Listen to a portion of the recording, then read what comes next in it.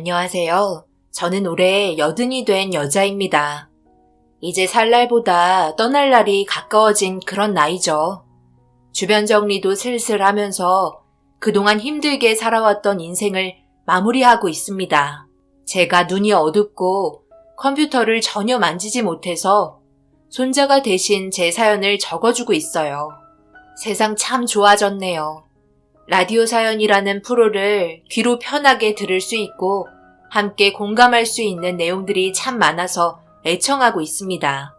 아무래도 몸이 많이 약해지다 보니 제가 운영하고 있던 만두집도 자식들에게 물려줘야 해서 그동안 골치가 너무 아팠어요.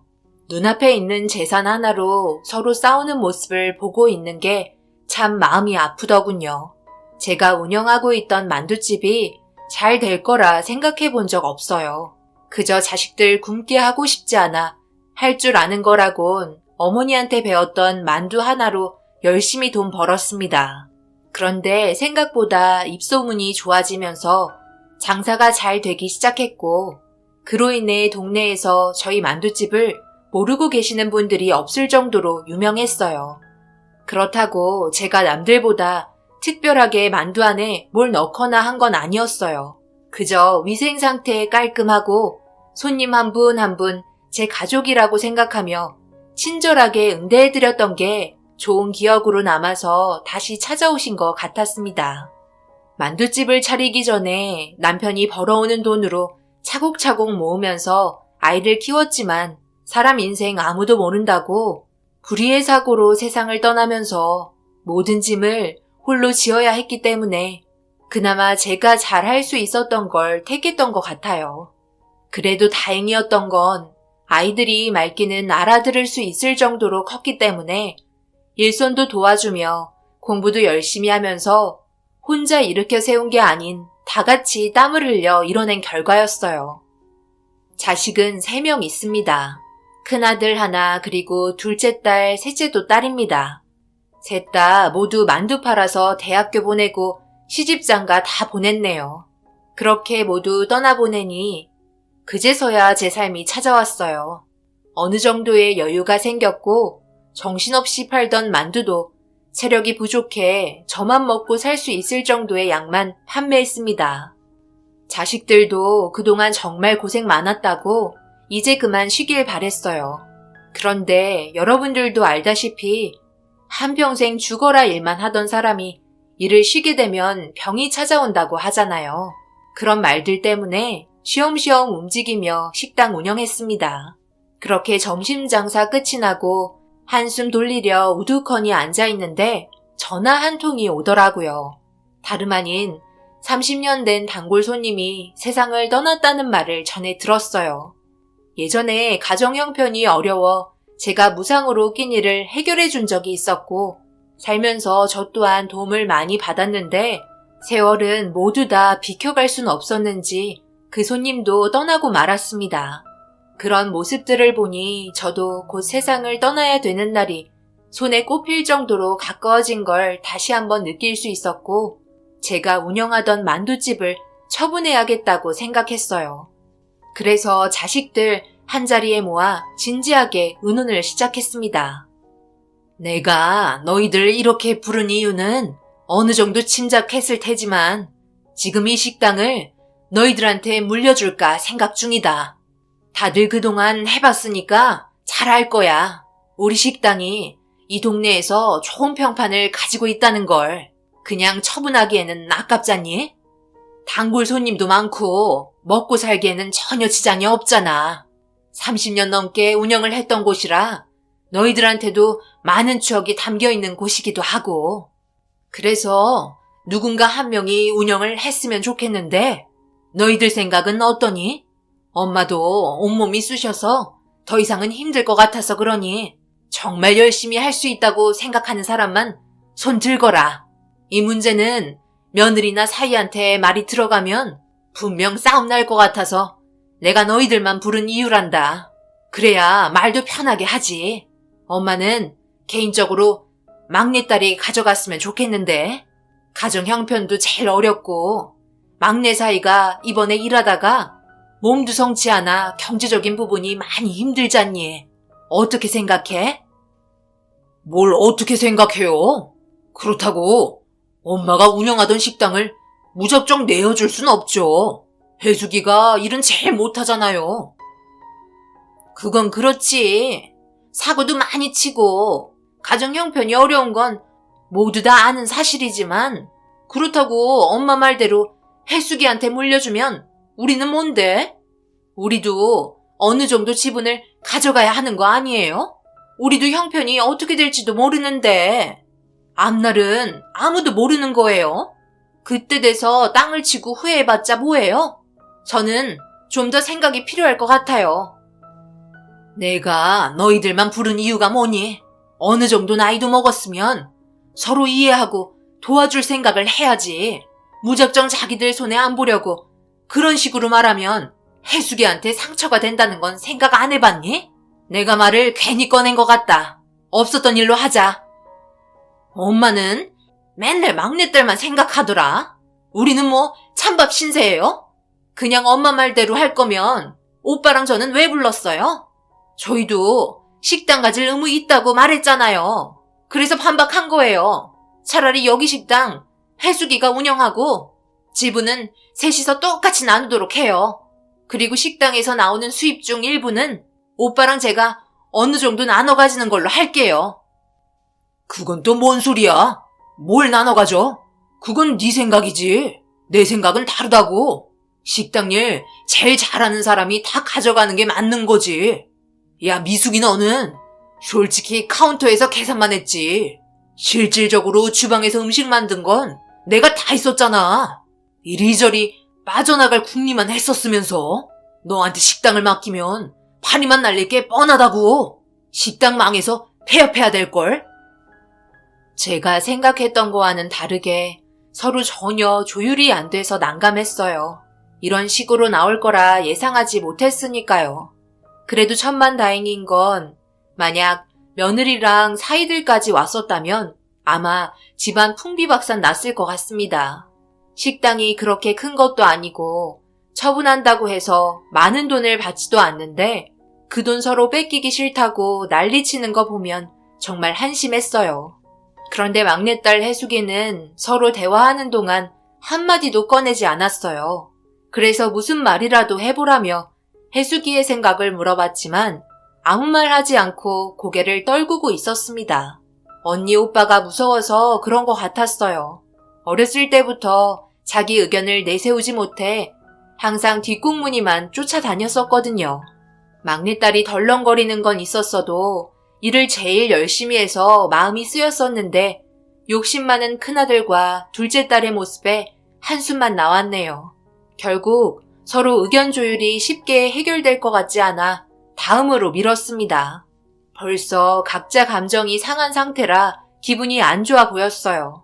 만둣국이라도 먹고 가라고 해도 큰아들과 둘째 딸은 이 기분에 만두가 입에 넘어가겠냐며 자리에서 일어나 집으로 돌아갔네요.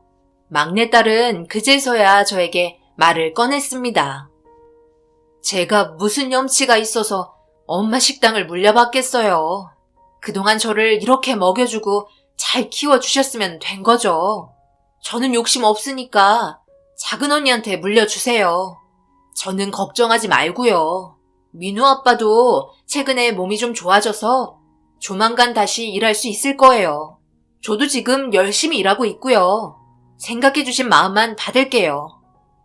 막내딸은 근심 걱정이 많은 얼굴을 하고 있었지만 자신이 처해진 어려운 가정 환경을 꺼내려 하지 않았어요. 어느 정도 욕심을 내고 가정이 어려워서 당장 돈이 필요하다고 말을 할 수 있을 텐데도 제가 걱정하고 마음 아파할까봐 막내딸은 되려 자기가 받지 않겠다고 거절까지 했습니다. 그런 모습을 보니 한 배에서 나왔어도 모두가 다른 성격을 가지고 태어났다는 게 신기했어요. 가족이면 서로 이해하고 보듬어 줄 거라 생각했는데 돈 앞에서는 가족도 모두 없었죠. 결국 한동안 아무 말 하지 않고 기다리고 있었습니다. 어떻게 돌아가는지 지켜보기로 했어요. 그런데 며칠이 흐르고 큰 며느리가 저에게 전화가 오더라고요. 벌써 큰 아들의 입김이 들어간 듯 보였습니다. 살갑게 하는 성격도 아닌데 적응되지 않게 저에게 친근한 말투로 대화를 이어나갔고 대화의 끝은 식당이었어요. 자기들도 요즘 아이들에게 나가는 돈이 많아서 식당 운영하면서 나오는 돈으로 여유로운 생활을 하고 싶어 했어요. 셋 중에서 제일 떵떵거리고 사는 큰 아들의 욕심은 정말 한도 끝도 없는 것 같았습니다.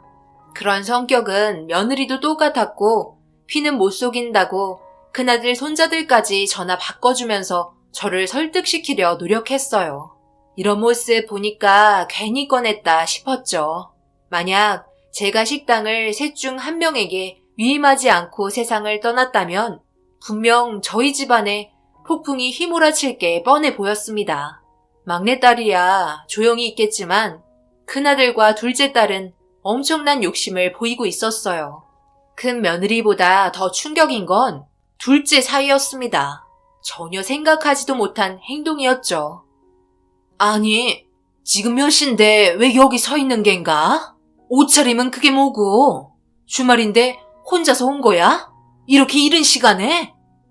장모님, 그동안 정말 고생 많았습니다. 제가 앞으로 주말마다 찾아와서 열심히 일 배우며 최선을 다할 테니까 한번 지켜봐 주세요. 식당 일 저도 자신 있습니다. 수진 엄마한테 다 들었어요. 위임하신다고요? 제가 제일 자격이 크죠.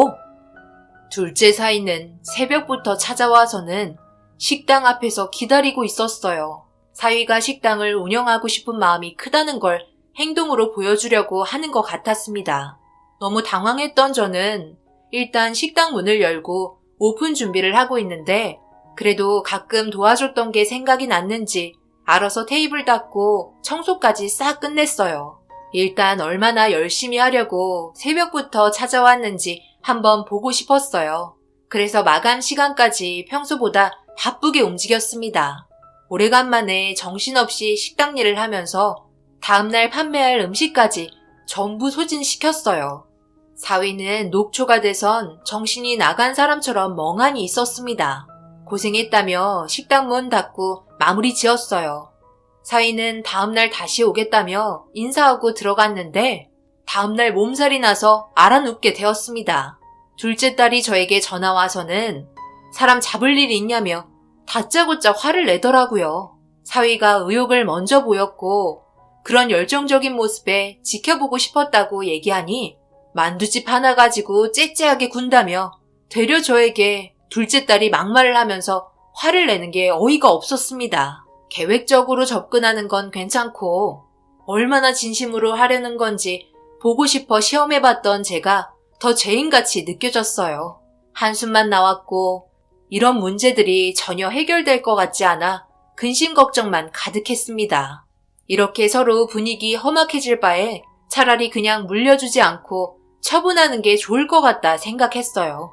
식당 처분하고 나온 돈으로 그냥 공평하게 나눠주는 게 좋을 것 같았습니다. 그런데 식당 마감 시간이 되고 문을 닫으려 하는데 갑자기 큰아들과 둘째, 셋째에 며느리 사위까지 전부 찾아왔더라고요.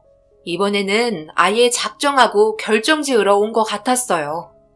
어머니, 제가 다 불러 모았어요.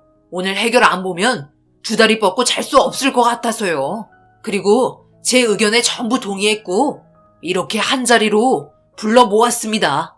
지금 어머니께서 어떤 생각을 가지고 계신지 알고 싶어요. 누구에게 위임할 건지 생각은 해보셨어요? 어느 정도 마음이 쓸리는 자식이 있을 거 아니에요. 저희 가정사 다 알고 있으니 어머니께서 마음대로 결정해 주세요. 저희도 충분히 어필했고 내리신 결정 토 달지 않고 받아들이겠습니다. 그래?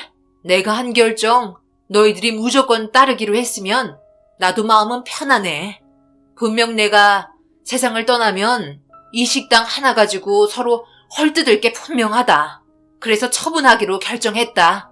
처분해서 나온 돈은 너희들한테 모두 똑같이 나눠줄 거니까 그런 줄 알아라. 엄마도 가족끼리 싸우는 거 더 이상 보고 싶지 않고 서로 욕심내서 뺏기지 않으려는 거 보니 그동안 너희 아빠 없이 힘들게 살아온 건 아무런 의미가 없다는 걸 이번에 확실하게 알게 됐으니 엄마가 내린 결정 토 달지 말고 따르길 바란다. 뭐라고요? 잠깐만요. 셋이 나눈다고요? 그거 얼마나 된다고 나눈다는 거예요? 한 사람한테 주는 것도 아니고요. 차라리 그럴 거면 만두집 계속 운영하고 나오는 돈을 뽑아먹는 게 장기적으로 훨씬 이득이죠. 돈 벌 수 있는 식당을 왜 처분하려고 하는 거예요? 그렇게는 안 될 것 같아요. 이 사람이 토 달지 않겠다고 얘기한 건 한 명에게 식당을 위임하겠다는 말이었지. 식당 처분해서 셋이 똑같이 나눈다는 거에 토 달지 않겠다고 하지 않았어요. 어머님 독단적으로 결정하시는 건 아닌 것 같네요. 솔직하게 말씀드릴게요. 저희 남편이 그래도 이 집에서 제일 큰 사람이니까 남편에게 주는 게 맞는다고 생각해요. 갑자기 큰 며느리가 난리를 치며 절대 안 된다고 화를 내기 시작했어요. 원래 성격이 욱하는 기질이 있고 욕심이 가족들 중 제일 많습니다. 그래서 셋이 똑같이 나눈다는 말 한마디에 욱했던 것 같아요. 그렇다고 큰아들한테 모든 걸 다 줄 순 없는 거잖아요. 정말 신중하게 생각하고 결정한 문제였는데 며느리의 한마디에 둘째 딸마저 그렇게는 안 될 것 같다고 큰 며느리의 말에 동의했고 결국 저는 아무 말 하지 못했습니다. 그런데 셋째 사위가 한참 동안 가만히 있다가 손을 들며 자기도 할 말이 있다는 듯이 의견을 내세웠고 저희는 막내 사위가 생각한 의견을 따르기로 결정을 하게 되었어요. 막내 사위는 게시판에 글을 올려놓고 매주 한 번씩 돌아가면서 음식평과 서비스에 대해서 손님들이 어떻게 보고 있는지 판단하기 위해 주말마다 번갈아 가며 일을 시작하는 게 어떻겠냐고 제안을 했습니다. 한마디로 큰아들이 주말에 식당을 운영할 때 받은 평가와 그리고 둘째가 일할 때 받은 평가, 마지막으로 셋째가 식당 일을 할 때 받은 평가로 자격을 갖춘 사람이 운영권을 가져갈 수 있도록 결정을 하게 된 거였죠. 서비스 직종이다 보니 손님의 눈과 입이 제일 정확하기 때문에 막내 사이의 제안에 따르기로 결정을 하게 되었죠. 긴 시간이 아니라 가식적인 모습으로 손님들의 점수를 얻기 위해 연기할 수도 있지만 손님들이 그런 거 하나 모르는 거 아니라는 건 제가 더 잘 알기 때문에 이번만큼은 아무 말 하지 않고 두고 보기로 했어요. 그리고 평가가 제일 높은 사람에게 저도 아무 말 하지 않고 위임하기로 결정했습니다. 그렇게 주말부터 식당에 내려와 한 팀씩 열심히 일을 했고 최대한 자기들이 식당을 가져갈 수 있도록 나름 준비한 부분들을 어필하면서 손님들에게 좋은 인상을 남겨주려고 노력을 기울이고 있었어요. 몇 달 동안 진행이 되면서 점점 부족한 부분들이 드러나기 시작했어요. 식당 일 우습게 볼 일 전혀 아닌데 쉽게 생각하고 호되게 당했죠. 그래도 돈이 뭐길래 서로의 자존심이 뭐길래 끝까지 이 악물고 버티더라고요. 결국 한 명의 낙오 없이 모두가 손님에 대한 평가를 받을 수 있었고 그 결과를 보여줄 수 있는 서류 봉투를 각자에게 건넸습니다. 저는 이미 결과를 알고 있었어요. 서류 봉투에 넣으면서 전부 확인했었죠. 그렇게 셋은 서류 봉투에 들어간 내용을 확인하더니 서로를 비교했고 희비가 엇갈렸습니다. 만두집은 큰아들에게 물려주기로 결정을 하게 되었어요. 음식 평가는 압도적으로 좋았고 서비스 또한 만족한다는 평가가 제일 좋았습니다. 그에 반해 음식 맛이 제일 떨어진 건 막내딸이었고 둘째는 중간이었네요. 서로가 결정하겠다고 얘기했으니 아무 말도 하지 못했어요. 큰아들과 며느리는 서로 껴안고 그동안의 고생이 스쳐 지나갔는지 큰며느리는 눈물을 보이기까지 했어요. 힘든 결정이었고 결과가 어찌되었든 누군가는 가져가야 했기 때문에 최대한 공평하게 진행했다고 생각했습니다. 확실히 주방 일을 오래 한 큰아들에게 유리한 조건이었어요. 둘째와 셋째는 먼저 들어가 본다며 축 처진 상태로 돌아갔고 큰아들은 저에게 고맙다며 앞으로 식당 일 열심히 하겠다는 다짐을 보여줬습니다. 며느리도 이제 돈 셀 걱정만 남은 거냐고 좋아했어요. 그런 모습을 보니 걱정만 앞섰죠. 그리고 정작 필요한 막내딸에게 가지 못한 게 마음에 쓰였습니다. 하지만 막내 사이가 의견을 냈기 때문에 번복할 수 없는 결과였어요. 결국 큰아들에게 식당을 위임하게 되었고 잘 돼서 둘째, 셋째도 도와줬으면 좋겠다며 오빠로서 가족을 지켜주라고 부탁했습니다. 살 날 10년도 안 남았는데 눈 감기 전까지 서로가 잘 지내길 바랬어요. 하지만 제가 생각했던 문제와 달리 큰아들은 식당 관리를 하지 않았어요. 직원을 고용해서 식당을 돌리기 시작했고 거기에서 나오는 차입금만 가져가기 바빴죠.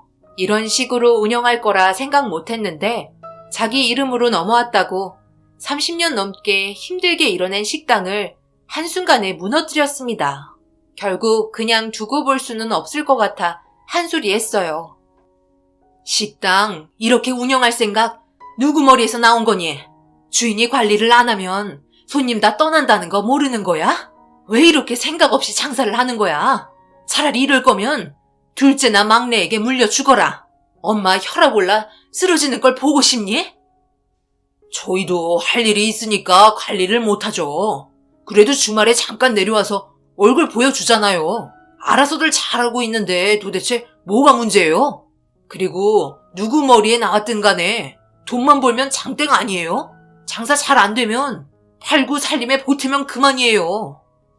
어머님, 저희가 알아서 할게요. 이제 법적으로 저희 식당인데 그만 참견하세요. 잔소리 듣는 거 얼마나 스트레스인지 알아요? 여보, 이래서 어머님이랑 같이 살 수 있을까? 아우, 나는 정말 걱정이 한두 가지가 아니야. 아무래도 이건 아닌 것 같아. 무슨 말이야? 어제 결정 다 했는데 잔말 말고 내 말에 따라. 어머니, 이참에 저희 집에서 같이 살아요. 혼자 지내시는 것보다 함께 지내는 게 훨씬 좋지 않겠어요? 그 집 처분하고 저희 집으로 들어오세요. 애들도 다 커서 독립했잖아요. 방도 남으니까 그렇게 하는 게 더 효율적이고 좋을 것 같은데요. 조만간 같이 합치는 걸로 해요. 아시겠죠? 아들은 제가 가진 전부를 가져가길 원했습니다. 제가 몸이 급격하게 안 좋아지면서 큰 아들이 발빠르게 움직이려 하고 있었어요. 하지만 같이 한 집에 산다는 자체가 저에게도 스트레스였고 이 나이 먹고 며느리 눈치 보고 싶지 않았습니다. 그래서 큰아들 의견을 반대했어요. 그러자 이 사실이 둘째 딸한테까지 귀에 들어가게 되면서 큰아들처럼 똑같은 말을 하더라고요. 자기 집에서 지내자며 눈치 볼 거 하나 없다고 편히 지낼 수 있는 환경이라면서 도움받아 지냈으면 한다고 제가 살고 있는 집을 처분하길 원했습니다. 그놈의 돈이 뭔지 그동안 자식들 키우느라 뼈 빠지게 쉬지 않고 일만 하며 살았었는데 세상 떠날 날이 가까워지니 탈탈 털어가려고 작정하기 시작했어요. 서로 가지겠다고 난리를 치기 시작했죠. 결국 이 문제로 더 이상 자식들과 연락하고 싶지 않았어요. 갑자기 제가 가진 것들을 주기 싫었고 피해 다니기 시작했습니다. 그런데 어느 날 막내딸에게 전화가 왔어요. 아무래도 돈 때문인가 생각했죠. 첫째, 둘째에게 하도 대어서 말이 딱딱하게 나갔습니다. 왜? 너도 돈이 필요해서 전화했니? 내가 살고 있는 집 처분하고 그 돈 너희 준 다음 얹혀 살길 바라는 거야? 엄마는 날 여태껏까지 봐왔으면서 말을 그렇게 하시는 거예요? 제가 큰오빠랑 둘째 언니처럼 보여요? 그건 저도 싫어요. 엄마 잔소리 들으면서 지내는 게 얼마나 스트레스인데요. 제가 전화한 건 우리 아들이 결혼식 날짜 나왔어요. 저번에 얼굴 봤죠? 결혼할지도 모른다며 인사시키려 식당에 한번 왔었잖아요. 그래서 그날 시간 비워두시라고요. 결혼식장까지는 저희가 모셔드리도록 할게요. 이 말 전해드리려고 한 거예요. 할 말 다 했으니 저 일 때문에 바쁘니까 나중에 전화해요. 그러고 보니 예전에 막내딸 손자가 결혼하겠다며 식당에 한번 인사를 온 적이 있었어요. 몇 년 전 일이라 흐지부지 넘어간 줄 알았는데 관계 유지를 잘하고 있는 것 같았습니다. 아기 때가 엊그저께 같은데 벌써 저렇게 커서 결혼까지 하는 걸 보게 되니 뭔가 기분이 묘했어요. 자식들 셋 중에 제일 가난한 형편이지만 그래도 누구에게 의지하지 않고 열심히 살아가는 모습이 보기 좋았습니다. 언젠가 그에 따른 좋은 결과가 따라올 거라 생각했어요. 노력하는 자에게 좋은 날은 꼭 찾아오잖아요. 막내딸에게 무언가를 해주고 싶었고 사위도 몸이 성치 않았기 때문에 어떤 식으로 도와줘야 할지 고민하고 있었어요. 그런데 큰아들에게 전화가 왔고 받아보니 둘째 딸이랑 가족들끼리 여행 가기로 했는데 제 것까지 전부 예약해뒀다며 날짜와 시간을 알려주고 바쁘다며 용건만 말하고 끊었습니다. 오래간만에 여행이긴 했지만 그냥 통보식으로 의견도 물어보지 않고 결정한 부분이 조금 서운했으나 그래도 감정 상한 일이 있었는데도 먼저 손 내밀고 준비한 거 보면 자식 커 키우진 않았구나 생각했어요. 그렇게 약속한 시간이 되고 첫째 가족이랑 둘째 가족과 함께 여행을 떠났습니다. 셋째 가족은 아무래도 막내 사이에 몸이 안 좋아 집에서 쉬기로 결정한 상태였죠. 오래간만에 달리는 차 안에서 느껴보는 바람은 그동안의 걱정거리들을 날려버렸고 가슴이 뻥 뚫리는 기분이었어요. 여행 기간 내내 웃음이 끊기지 않았어요.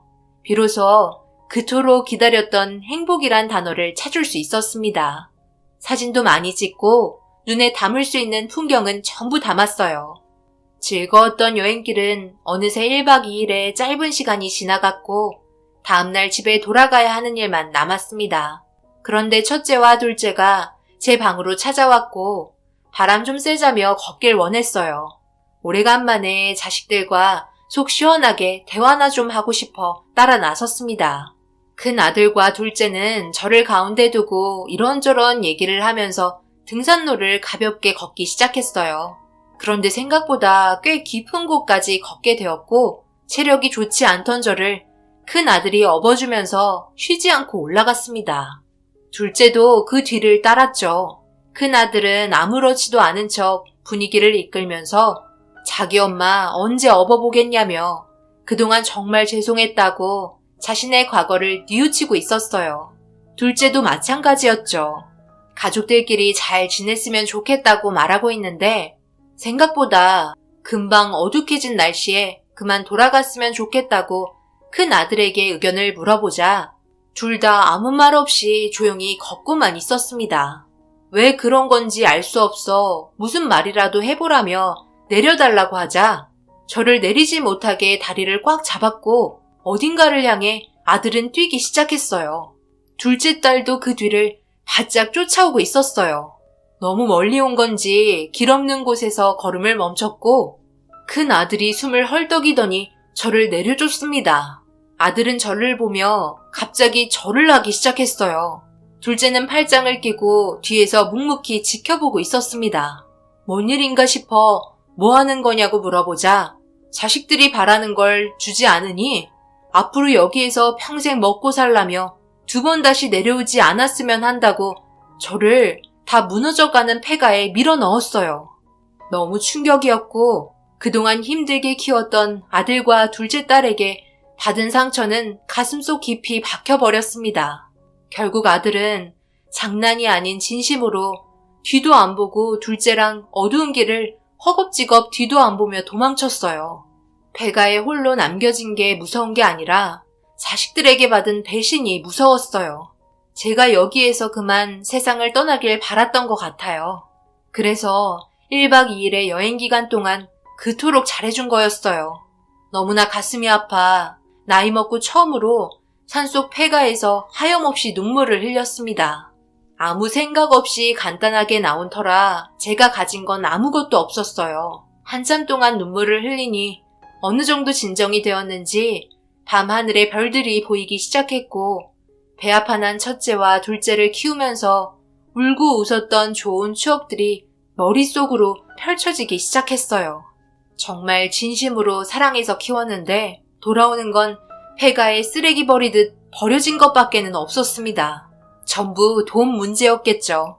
그날 밤을 지새우며 많은 생각이 들었고 세상 떠나기 전에 자식들에게 엄마로서 잘못된 길은 바로 잡아줘야 했습니다. 한평생 짊어져야 하는 짐덩어리였죠. 첫째와 둘째의 선택이 잘못되었다는 걸 확실하게 인지시켜줘야 했어요. 머릿속에 정말 많은 생각들이 떠올랐죠.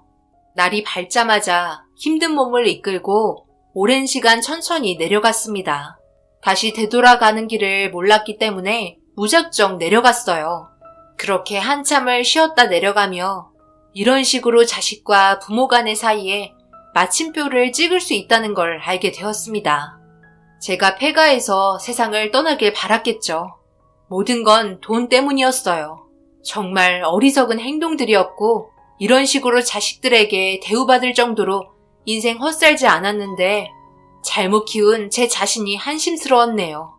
이런저런 생각하며 내려가다 보니 어느덧 왔던 길이 아닌 알 수 없는 도로가에 도착하게 되었고 지나가던 차량을 얻어 타려고 몇 번 손을 흔들었지만 세상이 팍팍해서 아무도 저를 태워주려는 사람은 없었습니다. 그렇게 한참 동안 지나가는 차량을 잡으려 애썼는데 오랜 시간 밖에 있어서 체력적인 소모가 심했는지 비틀거리고 있는데 하늘은 이 모든 걸 알고 있었던 걸까요? 지나가던 차량 한 대가 멈춰섰고 차에서 내린 사람은 다름 아닌 저희 식당에 자주 오셨던 단골 손님이었습니다. 여기에 있을 분이 아닌데 너무 놀랐다며 저를 급하게 차에 태워줬어요. 저는 그날 하루만 시간을 내어달라고 부탁했고 도움을 줄 수 있다면 그렇게 하겠다며 걱정되는 눈빛으로 저를 도와줬습니다. 그렇게 잠시 집에 들러 이것저것 준비한 뒤 옷을 갈아입고 화장을 고쳤어요. 그리고 단골 손님 차에 타고 도착한 곳은 손자 결혼식장이었어요. 많은 사람들이 벌써 도착해 있었고 멀리에서 첫째와 둘째가 밝게 웃으며 셋째와 대화를 주고받고 있었습니다. 저는 아무렇지도 않은 척 자식들 앞에 나타났고 셋째 딸은 전화가 왜 이렇게 안 됐냐며 걱정했다고 저에게 달려와 얼굴 안색이 안 좋다며 걱정스러운 표정으로 저를 살피고 있었어요. 그와 반대로 첫째와 둘째는 제가 올 거라고 생각 못했는지 당황스러워했고 빤히 쳐다보고 있는 제 시선을 회피하고 있었습니다. 그렇게 손자 결혼식을 무사히 끝내고 모두가 한자리에 모였을 때 막내딸에게 서류 한 장을 건넸어요. 막내딸은 어리둥절한 표정으로 안에 있던 서류를 꺼냈고 그건 제가 살던 집을 막내딸에게 명의 이전을 시켜주려고 가지고 있던 서류였습니다. 그리고 한평생 사람 일 어떻게 될지 몰라 눈 감기 전까지 가지고 있으려 했던 통장도 들어 있었죠. 그 안에는 많진 않지만 제 인생의 몫이 담긴 5억이 있었습니다. 막내딸은 놀란 눈빛으로 저를 바라봤고 첫째와 둘째가 얼굴빛이 새하얗게 질리더니 화를 내기 시작했어요. 어머니, 이게 뭐예요? 통장이랑 서류 뭐냐고요? 왜 저희한테 이 큰 돈이 있다고 말하지 않았어요? 내가 뭐라고 그랬어? 일단 더 파보면 뭔가 있을지도 모른다고 했잖아. 이제 어쩔 거야? 전부 오빠 책임이야. 너희들이 나를 어느 정도 생각하는지 충분히 알았으니까 그동안 먹여주고 키워준 은혜를 불효로 갚은 너희들에게 벌을 줘야 할 것 같다. 나이가 많든 적든 잘못을 했으면 혼나야 하는 건 당연한 거다. 나쁜 놈들. 셋째는 무슨 일이 있었던 거냐며 물어보았고 모든 일들을 설명해 주었어요. 첫째와 둘째의 충격적인 행동에 입을 다물지 못했고 그걸 들은 막내 사이는 그 자리에서 경찰에 신고를 하게 되었어요. 그런데 어디서 많이 본 사람들이 우르르 몰려서 나가길래 그곳을 보는 순간 온몸에 소름이 돋을 정도로 충격적인 일들이 또 한 번 펼쳐졌었죠. 큰아들이 식당을 인수받았을 때 점수가 제일 높았었는데 그건 큰아들이 전부 알고 지내던 사람들이었어요. 아무 생각 없이 분위기 파악 못하고 큰아들에게 다가와 축하해주러 왔었다며 큰아들과 친구라고 밝혔고 많은 무리들이 한 통속이었다는 걸 알 수 있었습니다. 결국 이 문제 또한 그냥 넘어갈 수 없었고 법적인 처벌을 내려야 했어요. 첫째에게 식당을 가져가기 위해 의도적으로 계획해 저를 상대로 사기친 일에 대해 고소를 진행했고 첫째와 둘째에게 자식이 부모를 보호할 수 없는 상태로 방치하였고 생명에 대한 위험이 충분히 발생될 수 있는 충격적인 상황을 만들게 한 죄를 물어 징역 6개월의 형을 받게 되었습니다. 그리고 첫째에게 넘어갔던 식당은 사기죄의 성립이 되었기 때문에 다시 저에게 돌아왔고 제가 운영하던 식당은 막내딸에게 위임해 주었어요. 욕심이 화를 부른 결과에 한동안 정신적으로 정말 힘들었지만 그래도 벌 받아야 할 건 충분히 받고 뉘우쳤으면 합니다. 가끔 면회 한번 가는데 제 얼굴을 보기 싫은 건지 둘 다 면회 거절을 하네요. 살면서 돈이 전부가 아니라는 걸 알려주고 싶었어요. 결국 돈 때문에 인생이 망할 수도 있다는 걸 몸소 느끼게 해주고 싶었습니다. 나이가 먹어도 철이 들지 않은 첫째와 둘째에게 저는 합당한 처벌을 내렸다고 생각해요. 여러분들께선 어떻게 생각하시나요? 제가 한 판단 후회 없습니다.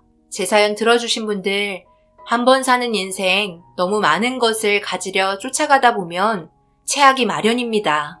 여유를 가지고 인생을 즐기시기 바라며 가족들과 많은 시간을 보내시기 바랍니다. 감사합니다.